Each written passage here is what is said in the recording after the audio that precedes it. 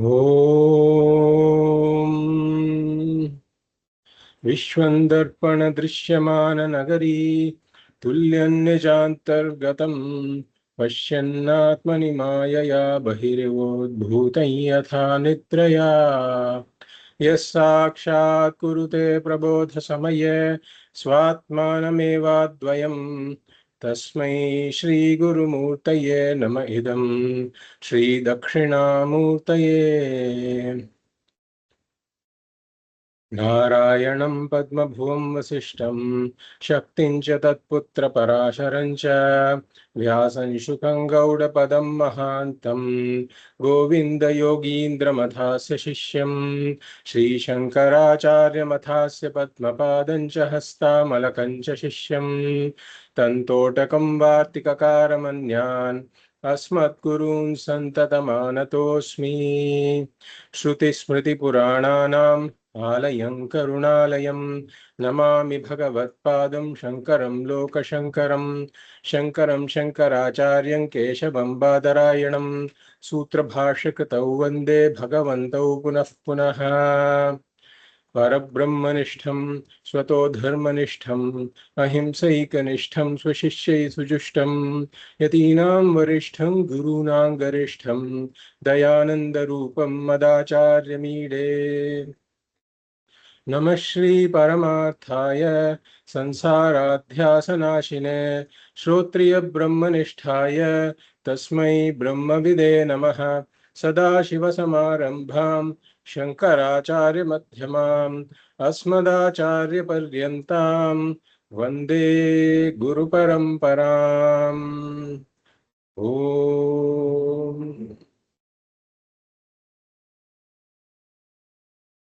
पार्थाय प्रतिबोधितां भगवता नारायणेन स्वयं व्यासेन ग्रथितां पुराणमुनिना मध्ये महाभारतम् अद्वैतामृतवर्षिणीं भगवतीम् अष्टादशाध्यायिनीम् अम्ब त्वामनुसन्दधामि भगवद्गीते भवद्वेषिणी। नमोऽस्तु ते व्यासविशालबुद्धे पुल्लारविन्दायतपत्रनेत्र येन त्वया भारततैलपूर्णः प्रज्वालितो ज्ञानमयः प्रदीपः प्रपन्नपारिजाताय स्तोत्रवेत्रैकपाणये ज्ञानमुद्राय कृष्णाय गीतामृतदुहे नमः। सर्वोपनिषदो गावो दोग्धा गोपालनन्दनः पार्थो वत्स सुधीर्भोक्ता दुग्धं गीतामृतं महत्। वसुदेवसुतं देवं कंसचाणूरमर्दनं देवकी परमानन्दं कृष्णं वन्दे जगद्गुरुम्। भीष्मद्रोणतटा जयद्रथजला गान्धारनीलोत्पला शल्यग्राहवती कृपेण वहनी कर्णेन वेलाकुला अश्वत्थामविकर्णघोरमकरा दुर्योधनावर्तिनी सोत्तीर्णा खलु पाण्डवैरणनदी कैवर्तकः केशवः पाराशर्यवचः सरोजममलं गीतार्थगन्धोत्कटं नानाख्यानककेसरं हरिकथा सम्बोधनाबोधितं लोके सज्जनषट्पदैरहरहः पेपीयमानं मुदा भूयाद्भारतपङ्कजं कलिमल प्रध्वंसिन श्रेयसे। मूकं करोति वाचालं पङ्गुं लङ्घयते गिरिं यत्कृपातमहं वन्दे परमानन्दमाधवम्। यं ब्रह्मा वरुणेन्द्ररुद्रमरुतः स्तुन्वन्ति दिव्यैस्तवैः वेदैः साङ्गपदक्रमोपनिषदैः गायन्ति यं सामगाः ध्यानावस्थिततद्गतेन मनसा पश्यन्ति यं योगिनः यस्यान्तं न विदुःसुरासुरगणाः देवाय तस्मै नमः देवाय तस्मै नमः.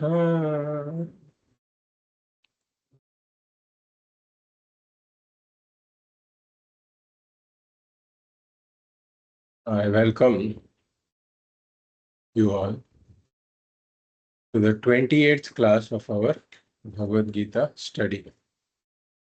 We will read the 61st verse of the second chapter.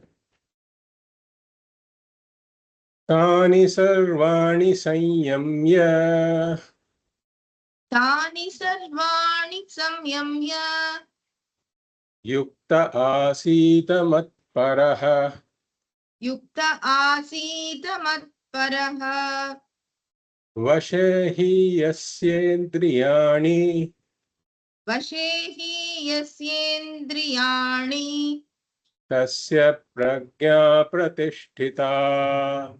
तस्य प्रज्ञा प्रतिष्ठिता.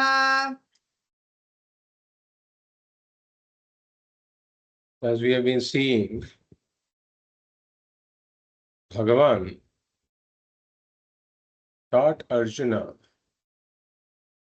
the characteristics of a sthita prajna in response to Arjuna's question.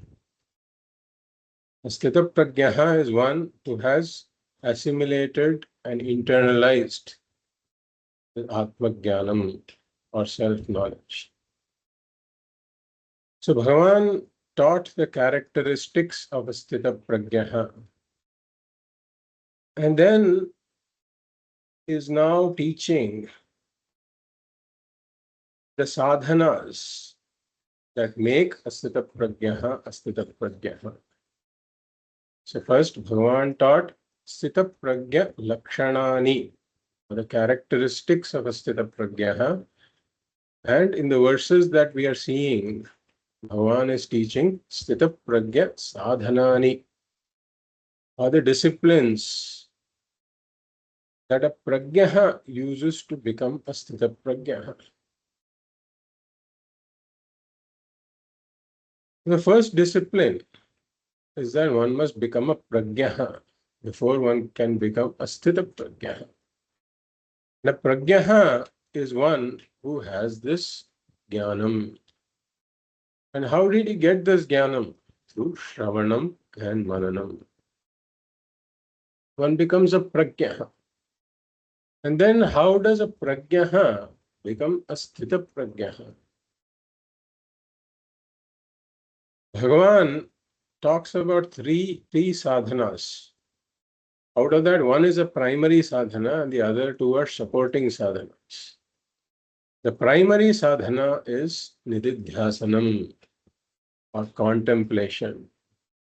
Contemplation upon what one has heard, what one has gathered, the knowledge that one has gathered through Shravanam and Mananam. Just as a pickle marinates in brine, the mind has to marinate in the teaching of Vedanta gathered through Shravanam and Mananam. And this is what we call Nididhyasanam. But Nididhyasanam requires some supporting sadhanas. And Bhagavan mentions two supporting sadhanas. The first is Shamaha, a restraint, management, discipline of the mind. And the second is Damaha, a restraint, management, discipline of the sense organs. So Shamaha is required for anyone really speaking, even for worldly accomplishments also. Shamaha and Damaha are required. If one wants to become accomplished in arts or sciences or music or sports, one has to have a certain discipline of the mind and the senses. So Shamaha or Mano Nigraha is the ability to have the mind available to me for the purpose that I want the mind to work on for a given time. A very important qualification. And we can also call it an important ability. And the other is damaha, which is keeping the sense organs away from the disturbing, provocative, tempting, and addictive parts of the world. Because if one does not restrain the senses, then the world can enter through the senses and make the mind unavailable for whatever I want the mind to work on. And therefore, in the context of Vedanta, the context of the Bhagavad Gita, Shamaha and Damaha become important because I have to have the mind that is available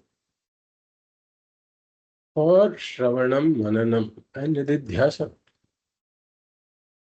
Therefore, the restraint of the mind and the restraint of the senses are both important. And especially in the context of the prajnaha, becoming a sthita prajnaha, again, shamaha and damaha become very important because one has to contemplate upon this teaching. If one has to do nididhyasana, which is repeatedly dwell upon this teaching, I cannot repeatedly dwell upon this teaching if the mind is not available. And if my senses are roaming all over the place. And therefore, shamaha and damaha are very important supporting sadhanas. Therefore, Bhagavan said, Yada samharate chayam kurmo ganiva sarvashaha indriyani indriyarthebhyaha tasya prajna pratisthita, in verse number 58. So Bhagavan gave the example of a tortoise. And when the tortoise senses danger, then it withdraws its limbs and the head into its shell.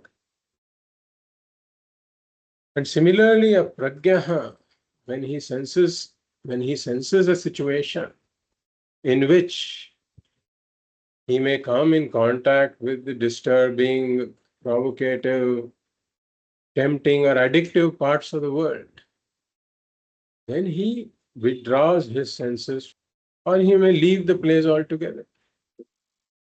And Bhagavan says that the one who is able to restrain his senses wisely, for such a person, tasya prajna pratishtita, for him, that knowledge will become well internalized and well assimilated. And then Bhagavan says, Vishayaha vinivartante niraharasya dehinaha rasavarjam rasopyasya param drishtva nivartate. Bhagavan says this withdrawal of the senses is superficial. The senses may withdraw, but then the mind has a certain emotional value for certain objects, and therefore the mind may continue to have this rasaha. Rasaha means a certain emotional value of certain objects. So Bhagavan says when this prajnaha continues to contemplate upon this knowledge that I am Brahman, I am full and complete by myself. I don't need the support of anything else in the world for me to be full, complete. Purna. When he contemplates on this knowledge with the withdrawn senses, then param drishtva means when his mind has the knowledge that well internalized that I am the full, complete, limitless Brahman, then this rasaha will also go away. Rasaha api asya nivartate. And yatataha api, yatato hyapi kaunteya, purushasya vipaschitaha indriyani pramathini haranti prasabham manaha. So Bhagavan gives a stern warning in this verse, saying that even for this prajnaha, vipaschitaha api purushasya, vipaschitaha api purushasya, means even for this pragyasya, one who has done shravanam and mananam and has this knowledge. And yatataha hi api, meaning that he is striving to become a sthita pragya. Such a person who has a certain alertness, who has this dosha darshanam, even for such a person, indriyani pramathini, means the sense organs are very powerful. And in spite of his alertness, the sense organs can drag away the mind towards the sense objects. And therefore, Bhagavan is saying, do not become complacent on this path. Always remain on high alert. And then Bhagavan says, Tani sarvani sanyamya yukta asita matparaha vashehi yasyendriyani tasya pragya pratishtita. And therefore, for the one who is committed to Bhagavan, matparaha, Bhagavan says, the one who is committed to me, the one who wants to attain me, matparaha. May he sit in contemplation, Bhagavan says. Yukta asita, yuktaha. Yuktaha is one who has the shamaha and tamaha, who has restrained his mind and sense organs. Yuktaha asita matparaha. May he sit in this contemplation. And what is the contemplation? What has he learned during Shravanam and Mananam? He has learned that I am essentially not different from Bhagavan. He has the knowledge of Jivatma, Paramatma, Aikyam. And therefore, he has to contemplate on this knowledge that as Atma, I am one with Brahman. I am essentially non-different from Brahman. And as Brahman, I am full, complete, and limitless. I am Purnaha. This is the contemplation. And Bhagavan says that for the one, Ashehi yasyendriyani tasya pragya pratishtita. For such a person, the knowledge will become well internalized and well assimilated.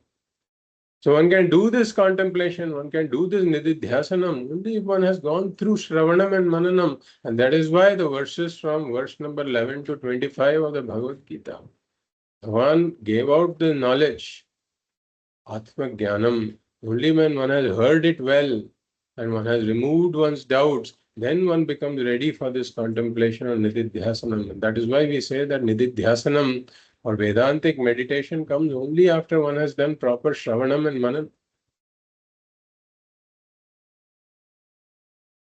So now, in the next two verses, Bhagavan emphasizes shamaha, thought discipline, mind discipline, thought discipline, or thought hygiene. So with sense control, we can either shut off our senses or one can physically remove oneself from that place. But even when there is distance between the mind and the object, the mind can continue to be associated with objects in the world. When we say objects, it can be people, objects, situations, whatever. And therefore, shamaha is more difficult as compared to dhamma. So Bhagavan now wants to emphasize the importance of shamaha. In the earlier verses, Bhagavan talked about the importance of dhamma, or sensory restraint, with the tortoise example and the verses that follow. Now here, Bhagavan is emphasizing the importance of shamaha. That is how a person gets into trouble if the mind is loose, if the mind is unrestrained. So Bhagavan here in these verses talks about the 8-runged ladder of spiritual fall. We will read verses 62 and 63 together.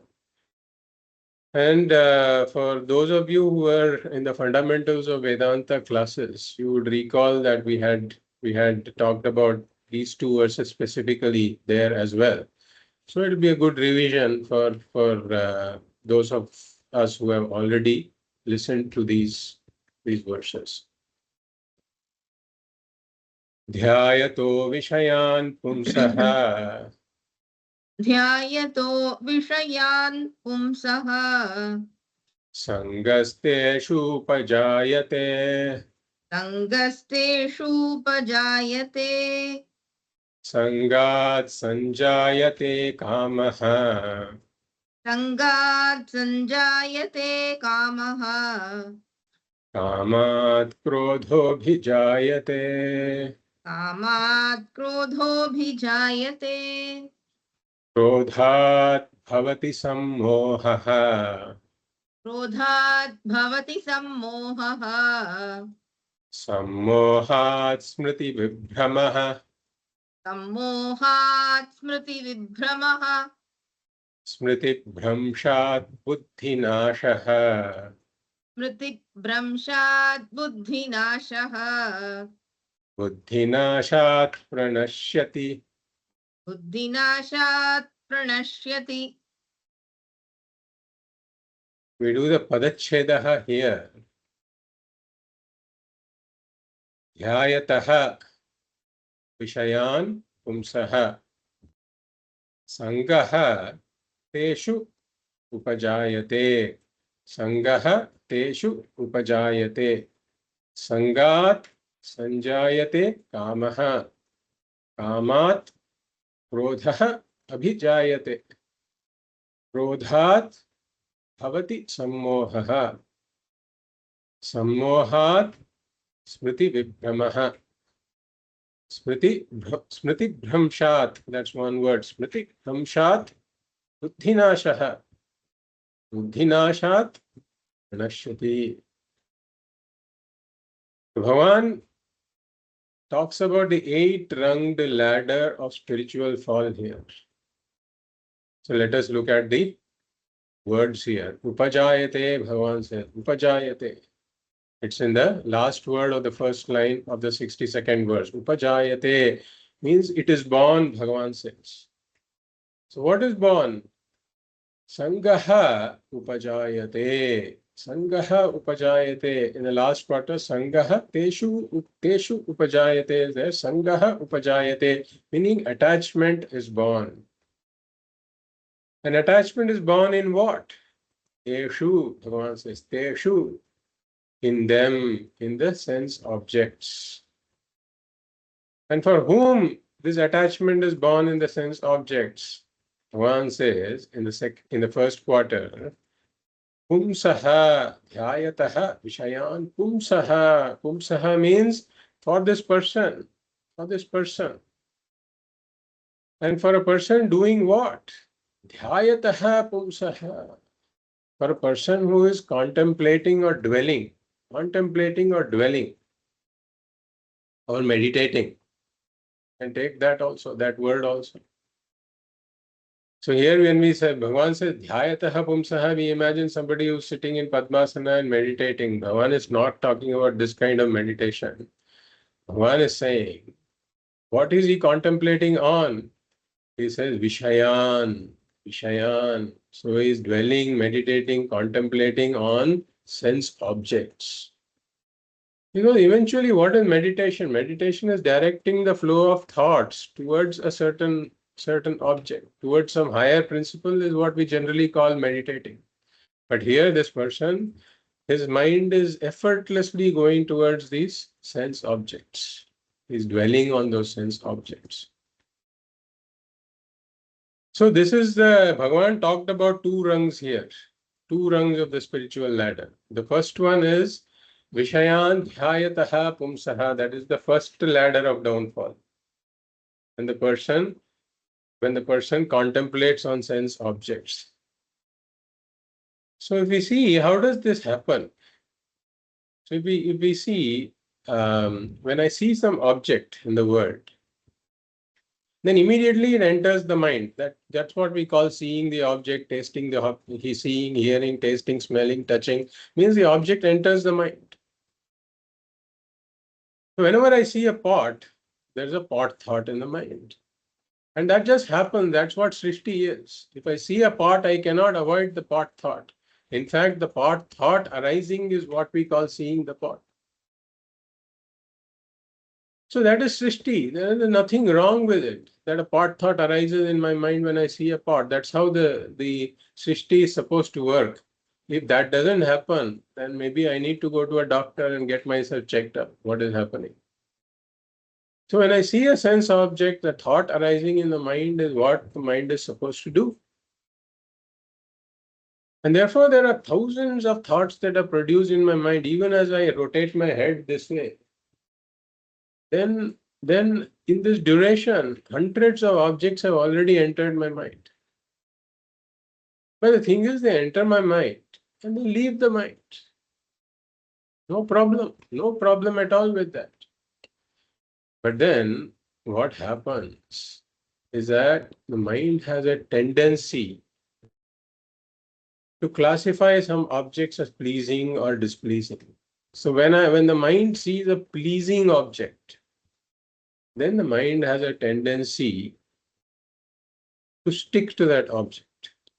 Like we had said, a person who has done glue abhishekam, who has gone through glue abhishekam. Swamiji gives the example. If he walks around, then he will have all kinds of objects sticking to him within a few minutes of walking around. So the mind is something that has gone through glue abhishekam. And therefore, when the mind sees objects, then some objects come and stick to the mind. They enter but don't leave the mind. So this is the first thing where dhyayataha vishayan pumsaha. So now how does this repeated dwelling happens? So now that it has entered the mind and the mind says this object is pleasing, then the mind tends to replay the scene again and again.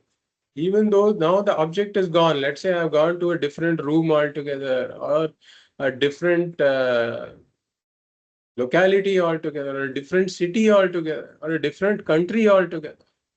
The object is long gone. It should have vacated the mind. But then the mind is replaying what it has seen. It replays the scene, it relives the scene again and again. And these create these small ripples in the mind. These ripples of sangaha, they have started. Ripples of sangaha begin. So if one is alert at this stage, then it can still be contained. That one can say that this object entered my mind is not in my hands. But whether I continue the mind dwelling upon it, I continue to relive it, replay it, revive it, that is in my hands. So if I am alert and I recognize that this is not good for my spiritual hygiene, then I should be able to displace that thought pattern and then focus on something else. I have a project to do, let me focus on that, or I do some japa, or that is a way to divert the mind to something else. This is in my hands. This is what we call shamaha, having an available mind. But then if one is not alert, if one doesn't have this shamaha, then one repeatedly dwells upon it, replays it, revives it, relives it again and again. Dhyayataha vishayan pumsaha. This is the person who is now contemplating, meditating upon that sense object, literally. This is the first rung of spiritual downfall. And what is the second rung? Sangaha teshu upajayate. Then what happens? A certain fondness for that object comes about. One develops a certain fondness or a certain fancy for that person, object, or situation. One starts to say it is wonderful, beautiful, attractive. What a wonderful, beautiful, attractive person, object, or situation. And then one starts to look upon that person, object, or situation as a source of happiness. Sangaha teshu upajayate. Whereas Vedanta teaches me that no object has got any inherent happiness at all. But still, because of this dhayataha vishayan pumsaha, he is repeatedly dwelling upon it, he has developed this fondness and sees it as an object that can give me happiness. So till now also, it is not a major problem. But then the third rung of spiritual downfall happens. Sangat sanjayate kamaha. Sangat kamaha sanjayate. So now the problem happens when the mind goes on picturizing this person, object, or situation. And then one begins to picturize oneself with that person, object, or situation. I start to picturize both me and that object together. And then this idea arises that I want to own that object, I want to possess that object. Sangat sanjayate kama. So at this point, one forgets. If one has not gone through Shravanam Mananam at all, then that's a different thing altogether. But if one has gone through Shravanam and Mananam and Veda and also heard that I am full, complete, limitless, I don't really need any object to make me complete. One forgets this. One begins to see oneself as incomplete relative to that object. That I am incomplete without that object. And therefore, I connect it to my sense of apurnatvam. And then I say that this person, object, or situation is going to make me full and complete. And this is when sangaha turns into kamaha. And since it's a desire that arises out of a sense of apurnatvam, it is a binding desire. It's a bandhaka kamaha. And then these small ripples that were there in the mind, these ripples of liking, ripples of fondness, they turn into waves. Waves that disturb the mind. Waves of desire that cause turbulence in the mind. One begins to say, I want it, I want it. I cannot live without it. Sangat sanjayate kamaha. A deep yearning arises in the mind. This is what we call this binding desire. Then what happens? This is the third. Sangat, sangaha sanjayate kamaha is the third rung of the downfall, spiritual downfall. And then kamat krodha abhijayate. So every desire, not every desire can be fulfilled. And because in the world there are limited resources and there are many takers, there is competition. And therefore, whatever object I'm desiring, whatever person, object, or situation one is desiring, one may not get it.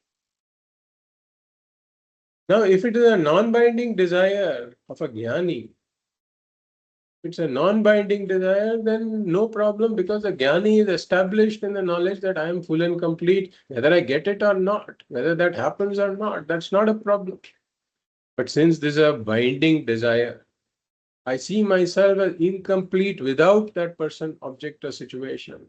I see myself as deficient, wanting, inadequate without that person, object, or situation.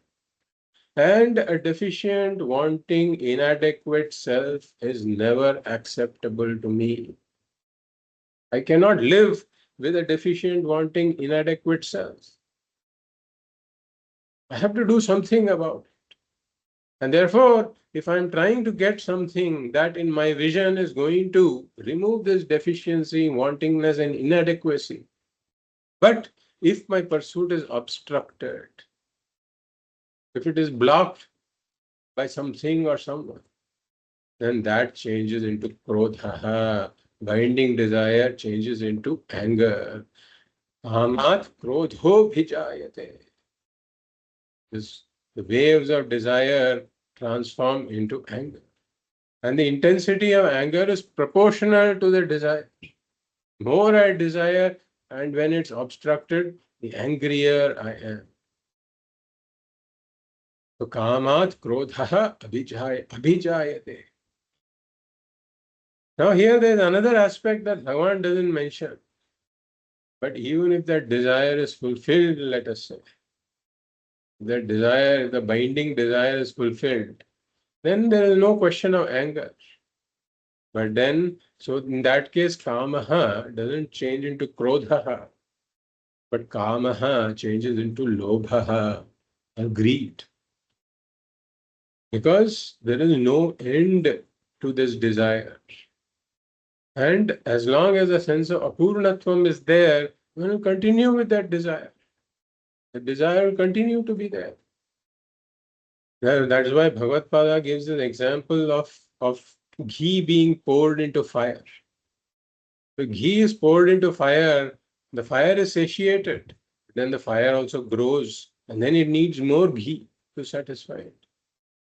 And that is why we say that somebody defined happiness. If you define happiness to be the happiness quotient, to be the number of desires fulfilled divided by the total number of desires.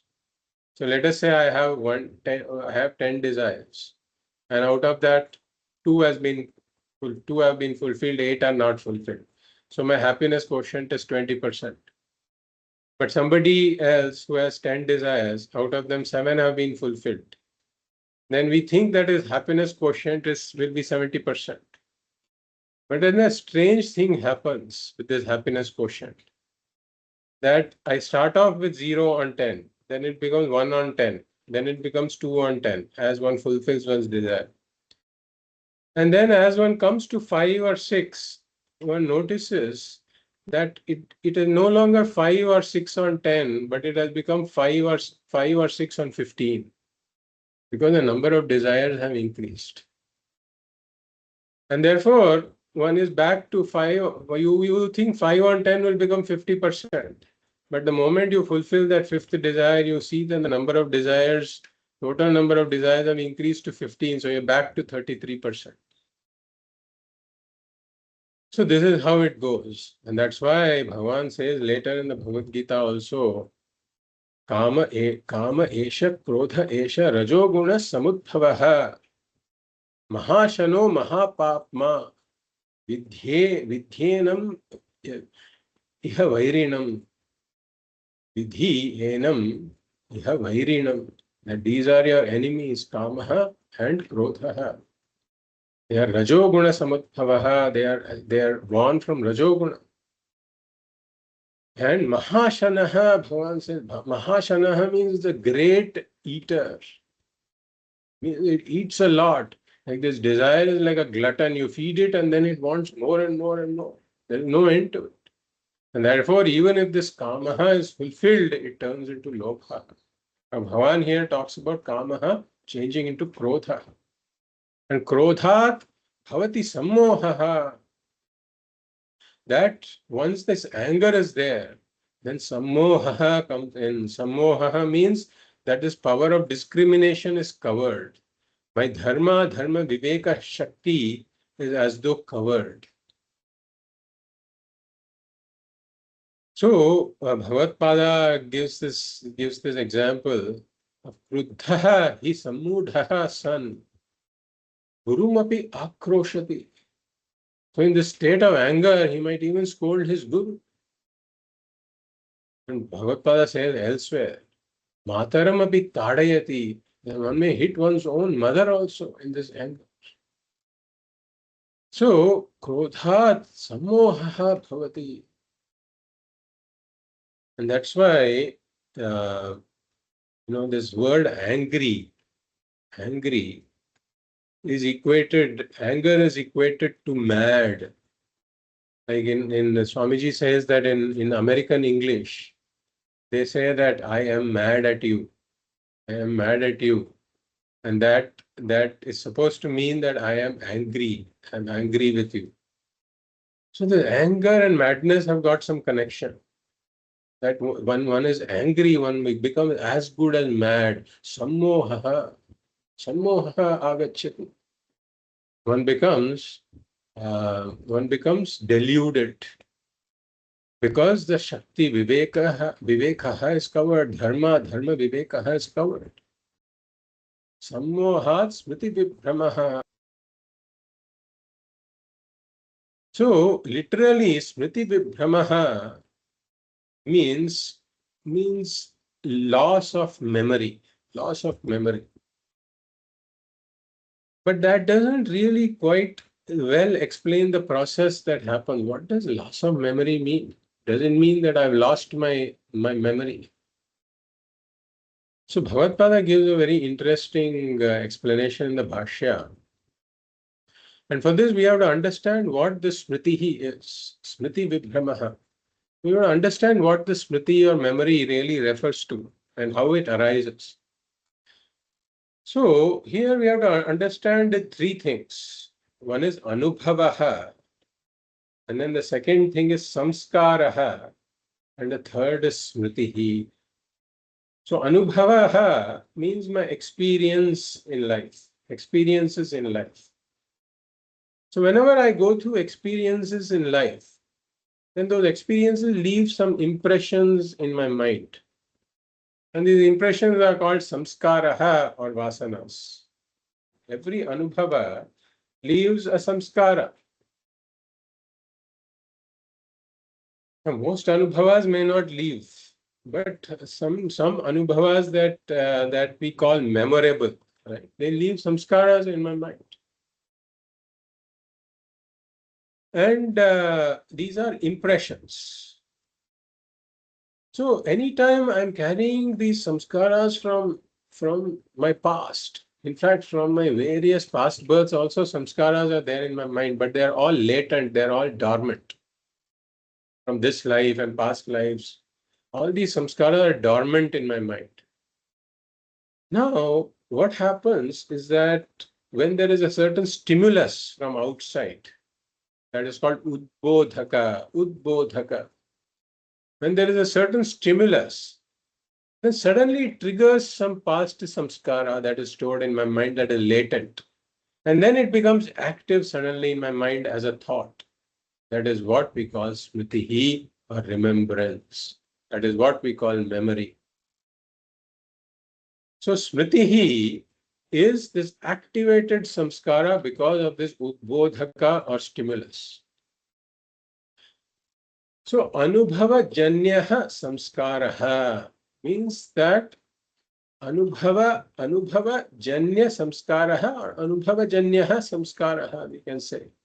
That samskara is born out of anubhava or experience and it's stored in as latent impressions.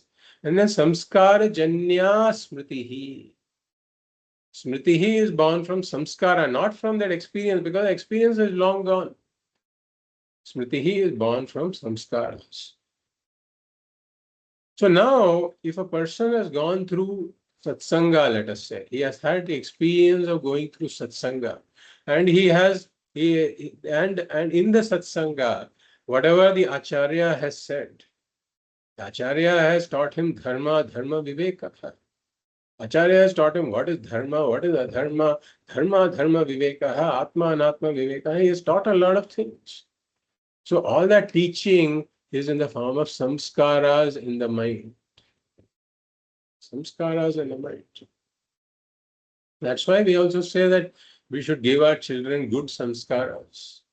We say that. That's why we say that we should teach our children the right thing, because that whatever we tell them, that lives as samskaras in their mind. It will come out someday when it's required. It is supposed to come out.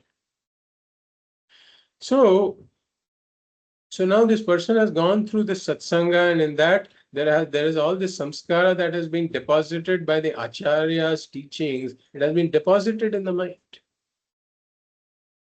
Now the idea is that in life, when certain situations come up, then those should function as udbodhakas or triggers that trigger the samskara of my learning, and it should come out in the form of the smriti.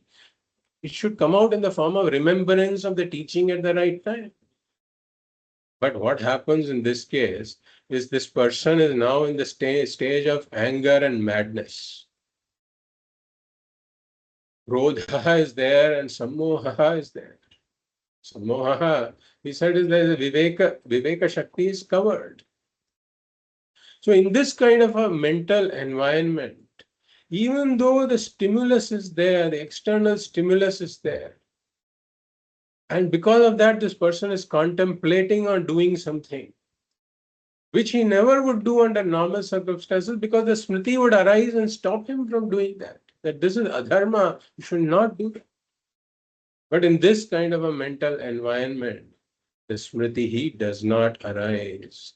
So Smriti Vibhramaha does not mean destruction of memory. That's a very, very loose translation. What? And it doesn't mean that the Smriti arises and then the Smriti is destroyed. That is not the case. The Smriti doesn't arise at all. The Smriti of his learning doesn't arise at all. Huge problem. Smriti Vibhramaha. And then what happens? Smriti Bhramshat Buddhi Nashaha, says Bhagavan. That due to this Smriti of his past learning doesn't not arising, Buddhi Nashaha, his Buddhi is incapacitated because the intellect is like the decision maker. The decision maker always consults the people who are reporting to him and comes to a decision. And the Smriti tells the intellect not to proceed along these lines, but the Smriti doesn't arise at all. It's like it is like Viduraha is not there in the picture at all. Viduraha was always giving good counsel to Dhritarashtra, doesn't come at all, or he's gone from the picture. Let's imagine that. I mean, Dhritarashtra was a different kind of person altogether. But let's imagine a setup in some company where there's a person who gives good advice to the CEO. If that person resigns or goes away, let us say, then the CEO is like directionless. He doesn't get the advice from the right source. So this buddhi is now incapable of deliberate, refined thinking and conduct. That is what Bhagavan says, buddhi nashaha here. And buddhi nashat pranashyati. So when this buddhi is incapable of deliberate and refined action and conduct, then what happens? The actions become impulsive. Impulsive actions. We had seen this shloka also earlier.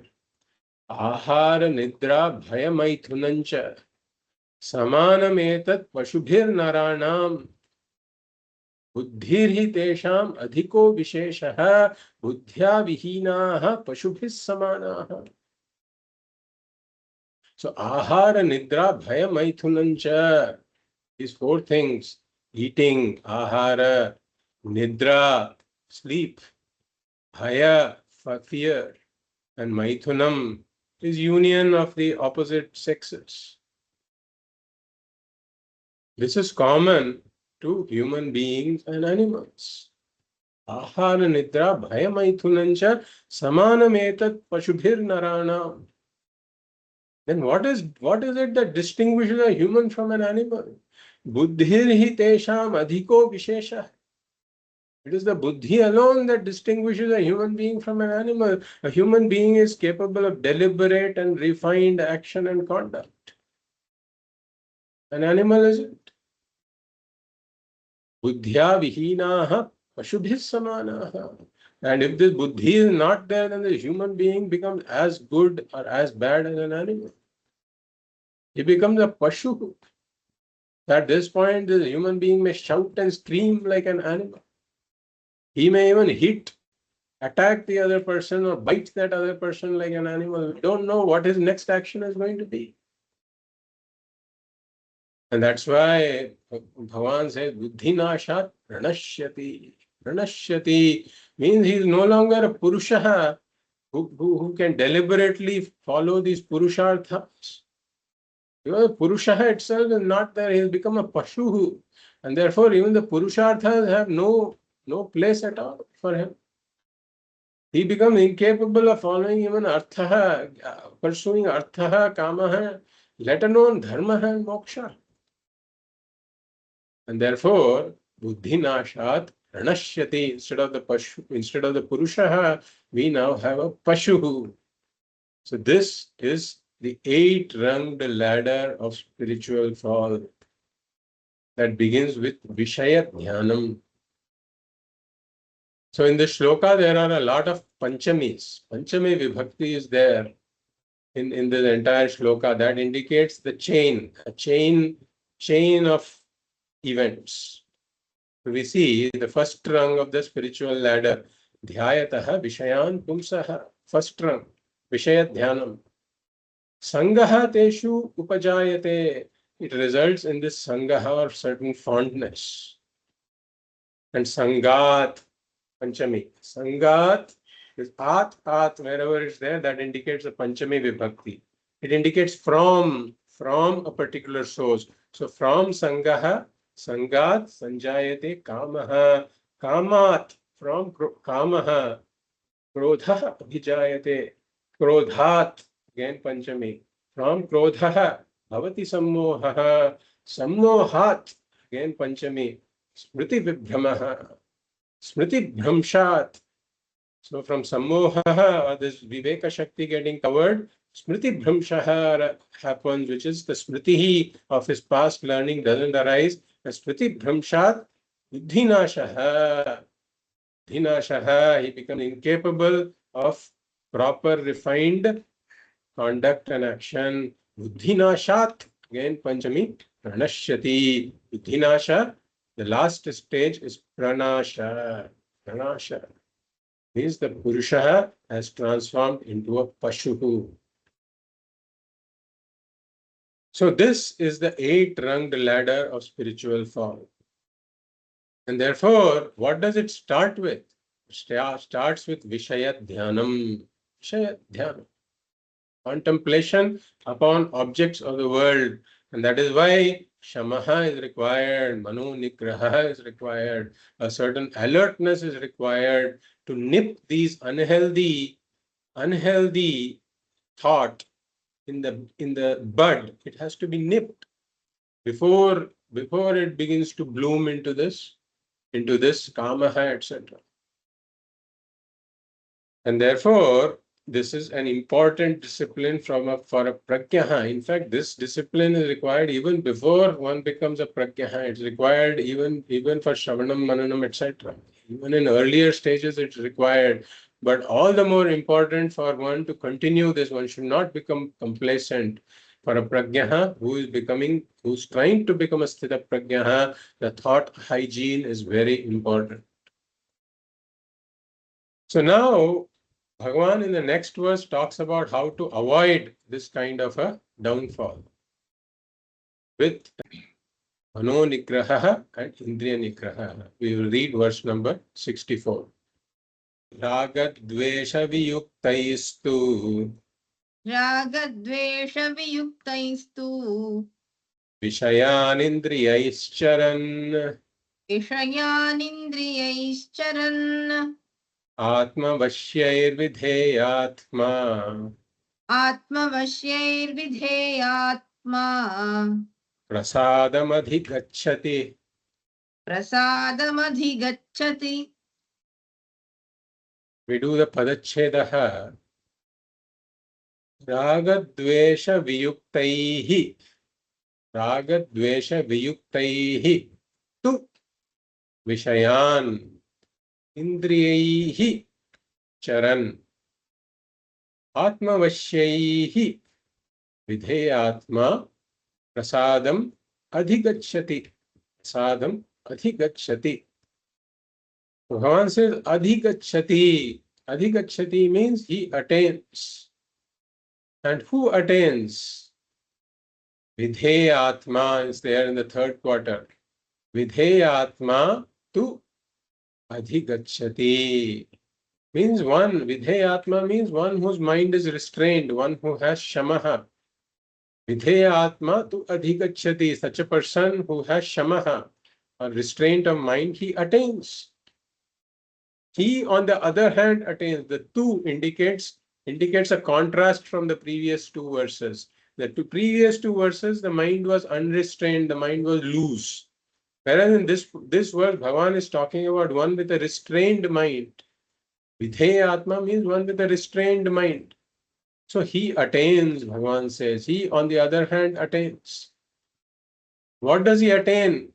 Prasadam. Prasadam adhigachati. So prasadam here doesn't mean some pongal or chundal or something that we get in the temple as prasada. So Bhagavan is not saying if you have shamaha and damaha, then you will get a lot of prasada. That's not what Bhagavan is talking about here. So prasada means tranquility of mind.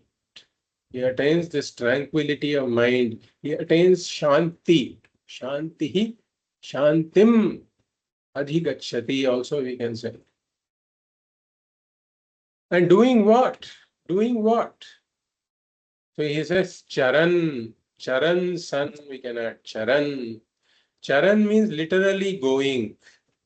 Going would be charan. Gachan like gachan. But in Sanskritam, all the roots that have a sense of going, moving, etc., those also have a meaning of knowing, experiencing, perceiving. So charan here is literally going, but it should be taken to mean perceiving, experiencing, knowing. So perceiving, experiencing, knowing what? Vishayan, Vishayan. That is the world of objects, objects in the world. So a person who has this restraint of mind attains prasadam, perceiving, knowing, experiencing the world of objects. With what? With what? Indriyaihi. Indriyaihi means with his sense organs. So it is not that the person doesn't use his sense organs at all. He can use his sense organs and also perceive the world of objects. The only difference is he has a restrained mind. And what kind of sense organs are these? Atmavashyehi. Atmavashyehi means that these these uh, these sense objects, sense organs, are obedient sense organs. Atmavashyehi. And what kind of sense organs again? Raga dvesha viyuktaihi, which are free from these likes and dislikes, ragas and dveshas. So initially here Bhagavan talks about the importance of both damaha and shamaha. But let us see the first where he highlights damaha. He says, Indriyaihi vishayan charan. So he perceiving the world of objects, perceiving objects with his sense organs. Indriyaihi vishayan charan. So Vedanta is not saying you should keep your sense organs blocked or closed all the time. Because when you interact with the world, you have to do it with using your sense organs. And if you're walking on the road, Swamiji says that when you're walking on the road, don't think that Vedanta is teaching that we have to walk on the road with our sense organs closed. As it is, you can get into accident with all your sense organs open on our roads. Imagine what will happen if you're walking on the road with your eyes and ears closed. So that's not what Vedanta is teaching. The eyes and ears can be open and should be open. There is a time when you're meditating, you can keep them closed, but when you're interacting with the world, your sense organs better be open. And therefore, you're perceiving the sense objects with your sense organs. Vishayan indriyaihi vishayan charan. But what kind of sense organs are these? Raga dvesha viyuktaihi. So literally it means the sense organs are free of ragas and dveshas. So here there can be a doubt. And the ragas and dveshas don't belong to the sense organs at all. Ragas and dveshas belong to the mind. So what does it mean to say that sense organs are free of ragas and dveshas? So here, the way this verse is explained is that the sense organs can have two masters. Either the master can be a mind which is under the sway of ragas and dveshas. Or the master can be a mind that is not under the sway of ragas and dveshas, but is going by dharma and adharma viveka. So, if the sense organs, when we say the sense organs are free of ragas and dveshas, what we mean is that the sense organs are not under control of a mind that is under the sway of ragas and dveshas. But instead, the sense organs are under control of a mind that is imbued with Shastra learning. That goes by the Shastra, that goes by Dharma, Adharma, Viveka. This is Raga, Dvesha, Viyuktaihi, Indriyaihi. And again, what kind of sense organs? Atmavashyahi. Atmavashyahi means it is under control. Sense organs are under control of the mind. Manovashyahi. Atmavashyahi means manovashyahi. So they are under control of the mind. So under the control of mind, as we have seen, when the mind is being guided by the Shastra, by Dharma, Viveka. So basically, Atmavashyahi means that the mind, the sense organs obey what the mind says. So the mind detects that certain areas of the world should be avoided because they are tempting, disturbing, provocative, addictive, whatever. Certain areas should be avoided. And the mind uses two filters for sensory pursuits. First is it dharma? Does it come under dharma? And the second is that does this come under moderation? So sensory pursuits are allowed if it is dharma and it comes under moderation. It should not become excessive. And how do we define if something becomes excessive? If it results in a certain obsession, then it becomes excessive. If it's become addictive, it's becoming excessive. If I am not able to focus on my spiritual goals and I'm indulging in sensory pursuits, it becomes excessive. So sensory pursuits have to go through two filters. Is it dharma and is it moderate? And if the answer to either of those is a no, then the mind should say no. And the sense organs must obey that. That is what we say are obedient sense organs. That is when we say the sense organs are atmavashyaha, atmavashyahi, indriyaihi. Then there is mastery of the sense organs. And this should apply not just to my jnanendriyas, in terms of what I'm seeing, hearing, tasting, smelling, and touching. If the mind goes through these two filters, is it dharma and is it moderate? And if the mind says it is no, then I should not engage in smelling, tasting, hearing, seeing, hearing, tasting, smelling, and touching that particular object or going to that place, whatever it is. Sense organs are obedient. And this also applies to my karmendriyas also, in terms of what I am grasping, where I am walking, what I am speaking. Not just to my jnanendriyas, but my karmendriyas also. These are atmavashyahi, then the indriyas are atmavashyahi. And vidheyatma. So we looked at the indriyas being with two adjectives. Raga dvesha viyuktaihi. They are governed by a mind that is not under the sway of raga dveshas, but guided by the Shastra in terms of dharma viveka. And the sense organs are atmavashyahi, means when the mind says no, the sense organs obey that. Atmavashyahi. And vidheyatma.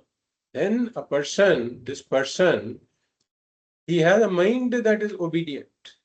So here the word Atma refers to mind, and Vidheya means obedient. So he has an obedient mind, a person with an obedient mind.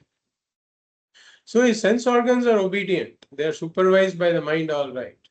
But the mind, if the mind is not supervised, then that's also a problem. So not only are his sense organs supervised by the mind, but the mind is also supervised by what? By a buddhi, by an intellect that is imbued with the learning of the Shastra, that knows adharma, that knows what is dharma, what is adharma. And therefore, such a mind that is an obedient mind, that listens to the buddhi, that is imbued with dharma, viveka. Such a mind is vidheya. A person with such a mind is vidheyatma. And therefore, essentially, the sense organs are obedient. That means he has damaha. And the mind is also obedient, meaning he also has shamaha. And such a person is what we call a yuktaha in these verses. So prasadam adhigacchati, such a person attains this prasada, which is tranquility of mind, calmness of mind, equanimity of mind. He can lead a relatively peaceful life. How? By following the shamaha and damaha, restraint of the mind and restraint of the sense organs. Why does he lead a peaceful life? Because his mind is under control of the buddhi, that is imbued with dharma vivekaha, and therefore, and his sense organs are also obedient. So the senses will never drag the mind into problem areas of the world. Because the senses are obedient and the mind is obedient. And therefore, the mind will be free of all this worry, anxiety, restlessness, and preoccupation. Like we said, what? Mind is free of this what? Worry, anxiety, restlessness, preoccupation, and also this conflict and stress that arises if one ventures into areas that are not dharma. If one engages in adharma, then the mind cannot be free of conflicts and stress. And therefore, this mind is free of all this worry, anxiety, restlessness, preoccupation, conflict, and stress. This is what we mean by prasada, a peaceful mind, a stress-free mind, conflict-free mind. This is prasada, prasadam adhigacchati. So now, in the next verse, Bhagavan is talking about the value of this tranquility and equanimity, prasada, for a spiritual seeker. Because this tranquility of mind can be a goal in itself, that I just want peace. That's all. I don't want anything else in life. I want a mind that is free of stress and conflict and worry. That is just the aim for some people. They're not looking for anything beyond that. For such a person, we say, okay, just practice shamaha and damaha. Have a sense of dharma and adharma, and you can lead a relatively stress-free life, worry-free life, conflict-free life. That is enough for a lot of lay people. But then a spiritual seeker is one who has a greater goal. He is not just looking for a mind that is calm and tranquil and stress-free, but he wants moksha. And for the purpose of moksha, he wants this jnana. He wants this jnanam, and a pragyaha wants to internalize this jnana to become a sthita pragya. And therefore, for such a person, we say that you can use this tranquil, worry-free, stress-free mind, conflict-free mind, for the purpose of nididhyasanam. One can dwell with this, when one gets this prasada or a tranquil mind, one can use that for this internalization of the knowledge. And therefore, Bhagavan talks about this in the next verse. Prasade sarva dukkhanam प्रसादे सर्वदुःखानां हानिरस्योपजायते हानिरस्योपजायते प्रसन्नचेतसो ह्याशु प्रसन्नचेतसो ह्याशु बुद्धिः पर्यवतिष्ठते. बुद्धिः पर्यवतिष्ठते. So we do the padachhedaha. Prasade sarva dukkhanam hanihi asya upajayate. Hanihi asya upajayate. Prasanna chetasaha hi ashu buddhihi paryavatishtate. Bhagavan says upajayate in the last word of the second quarter. Upajayate, meaning it is born. What is born? Hanihi. Hanihi is born. Destruction is born, Bhagavan says. Destruction of what? Sarva dukkhanam. Sarva dukkhanam. Sarva dukkhanam means dukkha, all dukkha. So sarva dukkhanam hanihi upajayate is what Bhagavan is saying. Means relative freedom from all dukkha arises, is born. And for whom? Asya. Asya means of this person. So in this context, we can take prajnasya, of this prajna, who is trying to become a sthita prajna. So prasade sarva dukkhanam hanihi asya upajayate. So when does it arise? This relative freedom from all dukkha. Prasade sati. Prasade sati. When this mind is tranquil. So in this tranquil mind, there is relative freedom from dukkha is what Bhagavan is saying. And then what? In the second line, Bhagavan says, Paryavatishthate. Paryavatishthate means it abides totally. It abides. So what abides? Buddhihi. Buddhihi paryavatishthate. Means the intellect abides. The intellect abides in what? In the knowledge. In the knowledge. Which knowledge? That I am Brahman. Is knowledge. Or we can take buddhihi to mean knowledge itself also. And if we take buddhihi to mean knowledge, then buddhihi paryavatishthate means that this knowledge becomes firmly rooted. We can take both meanings. So then his knowledge becomes firmly rooted because he can contemplate with this tranquil mind. For whom? For whom does this knowledge become firm? Prasanna chetasaha. He means for one whose mind is tranquil. For this person, the knowledge becomes firm. When? Ashu. Ashu. Ashu means soon. Shigram. So Bhagavan says prasade. Prasade means when there is prasada or tranquility of mind. And how did he get this prasada or tranquility of mind? With mano nigraha and the indriya nigraha, as Bhagavan has explained. And then Bhagavan talks about the advantages of this tranquility of mind.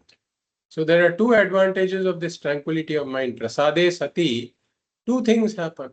What happened? Two good things happen. Two benefits take place. What is the first benefit?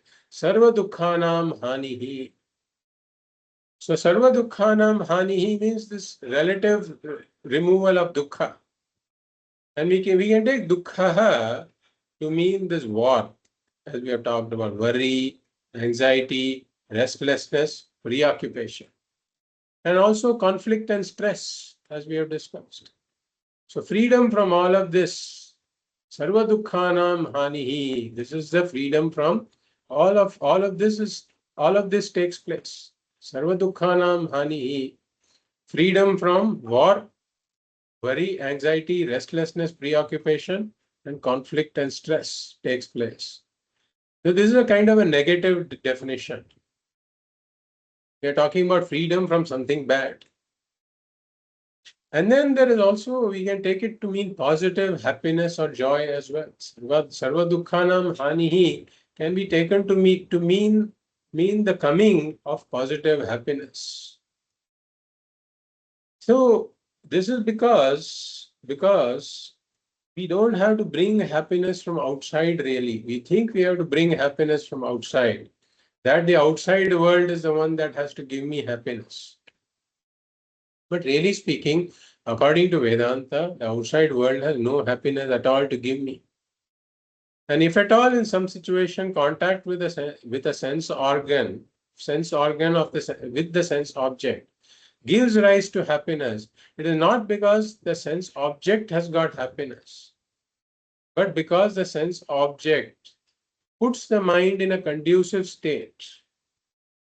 And this mind in a conducive state is able to reflect the Atmananda, that is my own nature. We wrongly attribute it to the object being the source of happiness. Really, the source of happiness is me, myself. But in a conducive state of mind, my own happiness is reflected as experiential happiness in the mind. It is coming from me only, but it is mistaken to be coming from the object. Like this dog bites a bone. The bone has got no taste at all. But the dog continues to bite the bone and it gets a taste of blood. And it likes the taste of blood, so it keeps sucking that blood that it gets. Now, what is the source of the blood? It is not the bone, but the bone lacerates its own mouth. That that causes some small bleeding in its mouth, and then it sucks its own blood, thinking it's coming from the bone. Exactly the same thing the human being does. When in contact with a sense object, the mind's desire of union with the sense object is satisfied. And in that temporarily desire-free mind, worry-free mind, anxiety-free mind, stress-free mind, conflict-free mind, at that point, his own Atmananda is reflected in the mind as experiential happiness, which we call Vishayananda. But that Vishayananda is really Atmananda that is reflected in the mind. It doesn't belong to the Vishaya. This the human being does not realize. So he makes the same mistake like the dog does. The dog continues to chew on the bone, and this person continues to run after sense objects. So what happens is that because of this Shamaha and Damaha, and he has this conflict-free, stress-free, worry-free mind. And when he has this worry-free, conflict-free, stress-free mind, in such a mind, his own Atmananda reflects. And therefore, he gets positive experiential happiness also, not because of some sense object, but because his mind is tranquil. So, sarva dukkhanam hanihi can be taken to be this positive happiness coming in also, experiential happiness.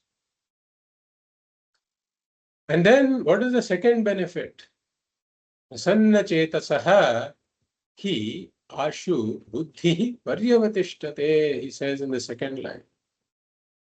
So this mind that has this tranquility, Bhagavan calls it prasannam chetaha, prasannam chetaha, and prasanna chetasaha is one who has this prasannam chetaha. So prasanna chetasaha is a person who has this tranquil mind. So for such a person who has this tranquil mind is a deep quality mind. A mind that has worry, anxiety, restlessness, preoccupation, conflict and stress. Such a mind is a shallow mind. Such a mind cannot give its full attention to the teaching.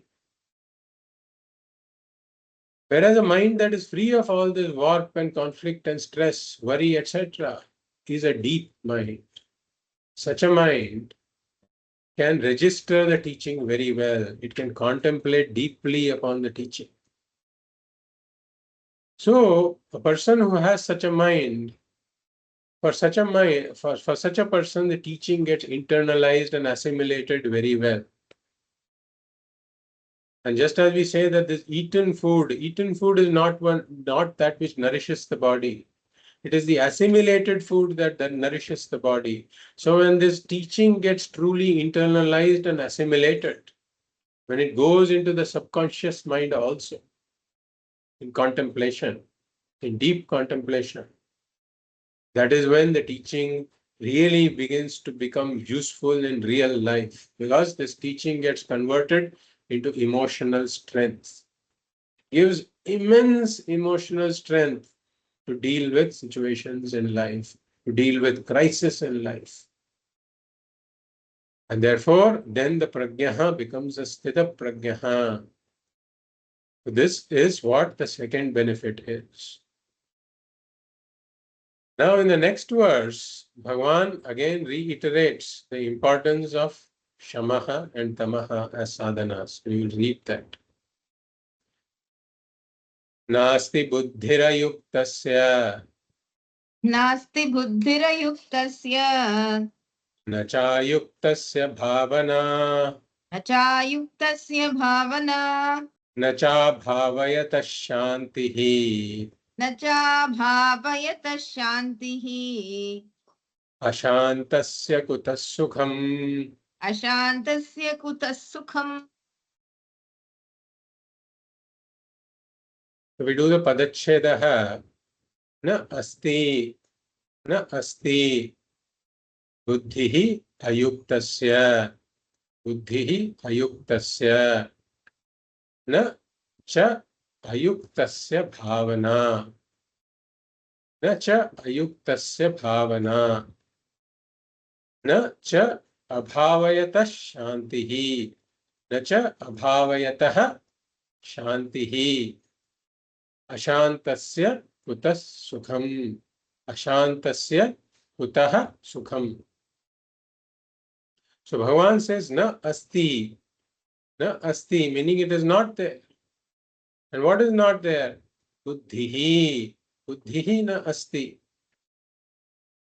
Buddhihi means the knowledge. Knowledge is not there. For whom? Ayuktasya.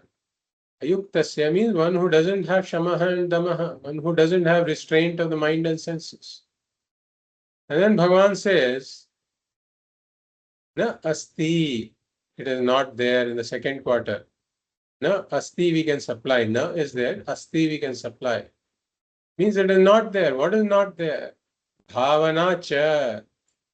Cha ayuktasya bhavana is there. So bhavana cha na asti. Bhavana is not there. Bhavana means contemplation. Contemplation also is not there. For whom? Ayuktasya. So for one who has no discipline of mind and senses, one who has no shama and dama. And then in the third quarter, Bhagavan says, Shantihi cha, Shantihi cha na asti.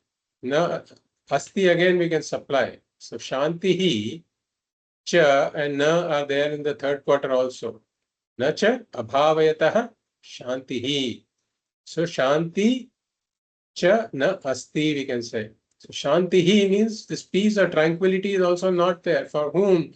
Abhavayatah means for one who cannot contemplate. One who is not contemplating.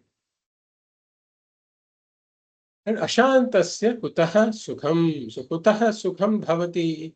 How can there be happiness? For whom? Ashantasya. For one who has no peace, no tranquility of mind. So again, when Bhagavan says, Ashantasya, Ayuktasya, in the first quarter, Bhagavan says, Ayuktasya buddhihi na asti. Means for this one who has no shamaha and damaha, how can there be knowledge? Because this person doesn't have an available mind and his senses are also not obedient. How can knowledge arise for such a person? Because for the knowledge to arise, one has to do shravanam. So one has to follow when shravanam is being done, one has to follow because the Shabda Pramana is being employed during shravanam. And it's the Shabda Pramana that gives rise to knowledge. But the mind has to be attentive to the Shabda Pramana, that is what the Shabda Pramana is revealing. The mind has to be attentive to that. And if the mind itself is a wandering mind, if no Shama is there, how can knowledge arise? And similarly, Shamaha is required for Mananam also. Shamaha and Damaha are both required for Mananam. Why? Because for one to identify the gaps in one's understanding, one has to reflect upon the teaching and identify the gaps in one's own understanding and also be able to frame questions that reflect what doubts I have. For this also, the mind is required, the mind has to be available for manana. And therefore, if if the person is ayuktaha, means shamaha is not there, discipline of mind is not there, restraint of senses is not there, such a person cannot have this knowledge at all. The knowledge cannot arise for such a person. He cannot even become a pragya, let alone becoming a sthita pragya. And then Bhagavan says, ayuktasya bhavana chana asti. Na cha ayuktasya bhavana in the second quarter. So for this person for whom knowledge has not arisen during Shravanam and Mananam, what will this person contemplate on? How can there be contemplation? This bhavana also cannot be there. And even if such a person sits in contemplation, if his senses are not restrained, if his mind is not restrained, how can he even contemplate? So bhavana also is not there. And for such a person, abhavayataha means a person who is not contemplating, who is incapable of contemplation. For such a person, how can there be shanti? How can there be lasting peace? Because it's only if I have gone through Shravanam, Mananam, and Nididhyasanam, then I can get this lasting peace. And if we have not even done proper Shravanam, Mananam, and Nididhyasanam, or incapable of doing that also, then how can there be lasting peace? And therefore, Bhagavan says, abhavayataha na shantihi na bhavati. Lasting peace cannot be there. And ashantasya kutaha sukham bhavati. Meaning for this person who doesn't have this tranquil mind, whose mind has got worry, anxiety, restlessness, preoccupation, war, and conflict and stress. In such a mind, how can there be happiness? Ashantasya kutaha sukham bhavati. How can there be happiness? Because as we have said, eventually happiness is this Atmananda that has to get reflected in a tranquil mind. There is no other Sukham at all.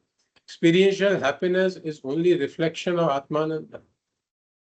But if the mind has got worry, conflict and stress, in such a mind, experiential happiness also cannot be there.